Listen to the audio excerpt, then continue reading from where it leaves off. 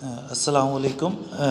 अभी तमाम स्टाफ को डायरेक्शन दी गई है कि वो अपनी ACR जो हैं वो कंप्लीट करें 2019 की और 2020 की। तो आपने दो दो सेट बनाने ACR के, दो सेट बनाने 2019 के, मतलब आपने 2019 की ACR लिखनी है, इसके दो सेट बनाने, और फिर आपने 2020 की ACR लिखनी है और इसके भी कितने बनाने, दो सेट बनाने, और ये दोनों सेट आप जो है वो सबमिट करवा देंगे AE ऑफिस में। अब ACR आपने लिखनी कैसे है, मोस्टली लोगों को पता होगा कि ACR कैसे लिखनी है, तो उसकी तरफ हम आते हैं कि ACR बेसिकली हम जो लिखेंगे वो ACR होगी रेगुलर एम्प्लॉय के लिए। जो भी हमारे पास रेगुलर एम्प्लॉय होगा वो हमारे पास क्या लिखेगा, ACR लिखेगा। अब रेगुलर एम्प्लॉय की ACR में सिंपल है, इस पर फॉर्मे को आपने एज इट इज़ फिलअप करते रहना है। सबसे पहले यहाँ पे आपका लिखा हुआ CNIC, यहाँ पे आप जो है CNIC लिख देंगे, जो भी आपका है। फिर आप ACR, सपोज़ आप ACR बनाना चाह रहे हैं 2019 की। अब 2019 की ACR के लिए आपने ये फ्रॉम द पीरियड में क्या लिखना है, यहाँ पे आप लिखेंगे 1 जनवरी 2019, और ये कब तक बना रहे हैं आप, हमारे पास ACR पूरे साल की होती है, ये हो जाएगी 31 दिसंबर 2019। सबसे पहले तो आप ये चीज़ लिखेंगे। इसके बाद क्या लिखेंगे, इसके बाद आपका नेम पूछा गया, कैपिटल लेटर में यहाँ पे आप जो है अपना नेम लिख देंगे, नेम यहाँ पे कैपिटल लेटर में लिख देंगे। फिर फादर नेम या हस्बैंड नेम या वो भी कैपिटल लेटर में कर देंगे। डेट ऑफ बर्थ जो भी है वो मेंशन कर देंगे। Date of entry into the government service, जो आपकी फ़र्स्ट डेट ऑफ ज्वाइनिंग होगी, फर्स्ट डेट ऑफ ज्वाइनिंग जो भी होगी ये वो लिखेंगे आप। जिस डेट पे आप ज्वाइन हुए हैं वो डेट यहाँ पे आप लिख देंगे। अच्छा, इसके बाद जो है डोमिसाइल आप बता देंगे, जो भी डोमिसाइल डिस्ट्रिक्ट है। अब बहावलपुर से हैं तो आप डोमिसाइल अपना लिख देंगे बहावलपुर, यहाँ पे कैपिटल लेटर में बहावलपुर लिख देंगे। Post held during the period with BS, जो हमारे पास PSTs वगैरह हैं, मतलब जो 14 ग्रेड के वो यहाँ पे 14 लिख देंगे। जो हमारे पास 15 ग्रेड के हैं वो यहाँ पे 15 लिख देंगे, और जो हमारे पास यहाँ पे 16 ग्रेड के हैं वो यहाँ पे 16 लिख देंगे। सपोज़ आप 14 ग्रेड के, तो यहाँ पे आप क्या लिख देंगे, 14 लिख देंगे। एकेडमिक क्वालिफ़िकेशन, जो भी आपकी एकेडमिक फ़ाइनल क्वालिफ़िकेशन है, सपोज़ आपने मास्टर किया हुआ MA इंग्लिश है तो आप लिख देंगे MA इंग्लिश है मेरी एकेडमिक क्वालिफ़िकेशन। सपोज़ आपने MPhil किया हुआ है तो आप MPhil लिख देंगे यहाँ पे कि आई एम MPhil, जो भी आपका सब्जेक्ट है वो यहाँ पे लिख देंगे। अच्छा, फिर इसके बाद पूछी हुई है प्रोफेशनल और टेक्निकल क्वालिफ़िकेशन। तो यहाँ पे प्रोफेशनल में अगर आपने B.Ed किया हुआ तो आप B.Ed लिख देंगे, आपने M.Ed किया हुआ तो आप M.Ed लिख देंगे, और अगर आपने PTC हैं, CT किया हुआ, जो भी किया हुआ है वो यहाँ पे आप लिख देंगे। सपोज़ आपने B.Ed किया हुआ तो यहाँ पे आप फिल कर देंगे B.Ed। यहाँ पे हमारे पास कोई सा भी MA था whatsoever. Anyway, training receive during last 5 years, पिछले 5 साल में आपने जो भी ट्रेनिंग ली है। सपोज़ आपने पिछले 5 साल में कोई पीली ट्रेनिंग ली है, आप लिख देंगे कि जी नेम ऑफ कोर्स था पीली ट्रेनिंग थी, और कब से कब तक है, डेट लिख देंगे, एक फ़लाँ डेट से फ़लाँ डेट तक थी, और कहाँ से लिए। सपोज़ आपने वो कायद से ली थी तो आप यहाँ पे QAED लिख देंगे। फिर आप कहते हैं कि मैंने पिछले 5 सालों में मैंने किसी साल में 2018 में सपोज़ मैंने लीडरशिप ट्रेनिंग भी ली है, तो फिर आप लिख देंगे यहाँ पे लीडरशिप ट्रेनिंग, और फिर यहाँ पे वो उसका टेन्योर लिख देंगे। सपोज़ आप कहते हैं कि मैंने कोई भी ट्रेनिंग नहीं ली पिछले 5 सालों में, अगर ऐसा केस है तो फिर आप इस पर सिंपली इसको ऐसे ही मैनेज कर देंगे, इसको जाने देंगे कि नो ट्रेनिंग। फिर आगे लिखा हुआ brief description of main duties. Main duties क्या है, आप पहला पॉइंट लिख देंगे कि मेरी मेन ड्यूटी है टीचिंग।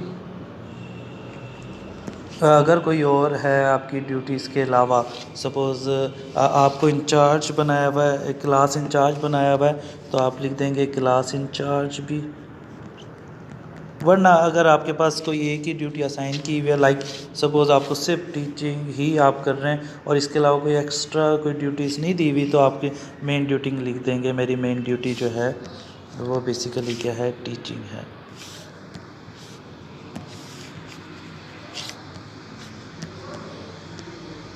वो हम लिख देंगे यहाँ पे, वो क्या है, टीचिंग है। अच्छा, अगला है what can be done to make you more effective. आपको क्या चीज़ ऐसी होती है जिससे आपकी एफिशिएंसी बढ़ जाती है। हम कहेंगे टीचर ट्रेनिंग। टीचर ट्रेनिंग का लिख देंगे, रूटीन है ये चलता है, बड़ा सिंपल वर्ड है। या हम सिंपल कह देंगे लेसन प्लानिंग मैं करता हूँ तो क्लास में मेरी एफिशिएंसी जो है बढ़ जाती है। अच्छा, इसके बाद जो है ना, ये जो एंड में है, ये आपने ध्यान से फिल करना है। वो कहता है यहाँ पे जो अगर आप देखेंगे इधर लिखा हुआ signature of the official reported upon with date. आपने यहाँ पे उसकी डेट भी मेंशन करनी है कि किस डेट पे ये कर रहे हैं। सपोज़ आपने ये PER बनाई थी 2019 की और इसकी लास्ट डेट थी 31 दिसंबर 2019। तो यहाँ पे आप क्या करेंगे, यहाँ पे अपने सिग्नेचर करेंगे जो भी आपके सिग्नेचर हैं, और नीचे आप डेट लिख देंगे 31 दिसंबर 2019, जो भी आ जाएगा। तो बराबर ये पूरी लिख देंगे। ये है मेन पेज जो जिस पे आपका फोकस होना चाहिए। ये है पहला पेज है PER का। अब अगला पेज जो है इसका वो ये है कि इसमें जो है आपने इस पेज के अंदर क्या करना है। ये पेज बेसिकली आपका रिपोर्टिंग ऑफिसर फिल करता है कि आपकी पंक्चुअलिटी कैसे रही है, अपीयरेंस कैसी रही है, पंक्चुअलिटी, रिस्पॉन्सिबिलिटी, रिलेशन, दूसरों के साथ बिहेवियर, ये सारा वो आपको करेगा, चाहे वो A ग्रेड दे चाहे B ग्रेड दे, व्हाट्सएवर, ये आपका रिपोर्टिंग ऑफिसर करेगा।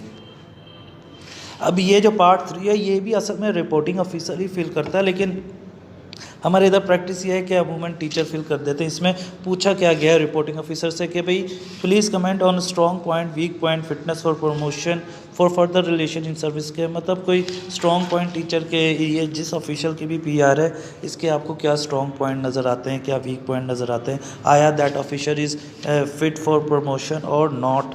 तो हम इस पर जो रूटीन है वो यही है कि हम कह देते हैं कि ये हार्ड वर्किंग है, अगर टीचर वाकई हार्ड वर्किंग है तो, और हम कहेंगे ओबीडियंट है, फिर हम कह देते हैं yes this person is fit for promotion.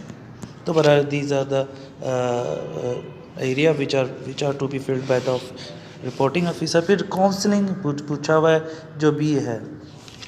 अच्छा, इसमें नॉर्मल प्रैक्टिस तो ये है कि was the officer advise to improve the performance during the report. अब ये अगेन रिपोर्टिंग ऑफिसर से पूछा गया है कि कभी एडवाइस किया गया कि how the official could improve his performance, और अगर ऐसा किया गया है तो what expect and on what expect and with what result. मतलब बेसिकली इसमें काउंसलिंग है कि आपने रिपोर्टिंग ऑफिसर से पूछा गया कि आपने काउंसलिंग कितनी दफ़ा की है, इस ऑफिशियल की कितनी नहीं की। लेकिन हमारे इधर यहाँ पे जो जनरल प्रैक्टिस हम यहाँ पे क्या करते हैं, इस कॉलम में बेसिकली हम एक रिज़ल्ट लिख देते हैं। किसका रिज़ल्ट है? ऑफिशियल ने सपोज़ जिस क्लास को पढ़ाया होता है, सपोज़ उसने क्लास 3 को पढ़ाया था, टोटल स्टूडेंट बता देंगे अपेयर्ड, और टोटल स्टूडेंट पास, total student appear, total student पास, और हम यहाँ पे उसकी परसेंटेज लिख देते हैं। ये एक रिज़ल्ट है। सपोज़ क्लास जो थी, क्लास हमारे पास जो पढ़ाई थी वो 3 क्लास थी, हम कहेंगे टोटल 10 स्टूडेंट थे, उसमें से 9 स्टूडेंट पास हो गए, हम कहेंगे 90% रिज़ल्ट रहा इस ऑफिशियल का। इसके नीचे जो साइन करेगा, अगर आप यहाँ पे रिज़ल्ट कार्ड लिख देते हैं, अपना रिज़ल्ट लिख देते हैं किसी क्लास का, तो यहाँ पे जो साइन करेगा वो करेगा हेड टीचर। हेड टीचर यहाँ पे साइन कर देगा, अपनी स्टैम्प कर देगा। उसके बाद क्या होगा, ये पेज कंप्लीट हो जाएगा। ये 2 मेन पेज हैं जिस पे आपने फोकस करना है। जो थर्ड पेज है, again this page is again for reporting officer. Reporting officer यहाँ पे अपने फाइनल रिमार्क्स देगा अबाउट योर ऑनेस्टी, करप्शन या रिपोर्टेड टू बी करप्ट के बारे में। नेम ऑफ रिपोर्टिंग ऑफिसर आ जाएगा, सिग्नेचर रिपोर्टिंग ऑफिसर की आ जाएगी, डेजिग्नेशन रिपोर्टिंग ऑफिसर, डेट आ जाएगा। ये काउंटर साइन है जो कि रिपोर्टिंग ऑफिसर का जो इमीडिएट बॉस होता है ये वो काउंटर साइन करते हैं। बहरहाल बाकी ये जो है ये again these are the instruction for the reporting officer और काउंटर साइनिंग अथॉरिटी। बहरहाल इस तरह आप PER करेंगे और वो एम्प्लॉयज़ जो कि कॉन्ट्रैक्ट पर हैं। अगर मैं बताता चलूँ ये जो अभी बनाई है हमने ये वाली जो आपको परफॉर्मर नज़र आ रहा है ये रेगुलर एम्प्लॉयज़ का है। वो एम्प्लॉयज़ के जो है क्या हैं रेगुलर है वो PER का परफॉर्मर लेंगे, परफॉर्मेंस इवेल्युएशन रिपोर्ट, जिसे हम सॉरी है ये PER लेकिन हम इसको ACR का परफॉर्मर कह देते हैं। लेकिन जो हमारे पास जो कॉन्ट्रैक्ट एम्प्लॉयड हैं वो जो हैं वो हमारे पास इस परफॉर्मे को फिल करेंगे, जिसको हम बेसिकली PER ही कहते हैं। कॉन्ट्रैक्ट एम्प्लॉयज़ का परफॉर्मा सेपरेट है, ग्रुप में सेंड कर दिया गया है। ये है PER फॉर कॉन्ट्रैक्ट एम्प्लॉयज़, उन एम्प्लॉयज़ के लिए जो किस पर हैं कॉन्ट्रैक्ट पर हैं। तो बहरहाल इस पे अगेन क्या करना है हमने बताना है कि government of the Punjab school education department लिख देंगे, जो स्कूल एजुकेशन डिपार्टमेंट हो जाएगा, पीरियड वही आ जाएगा। सपोज़ 2019 का अगर आप बना रहे हैं तो 1/1/2019 से 31/12/2019।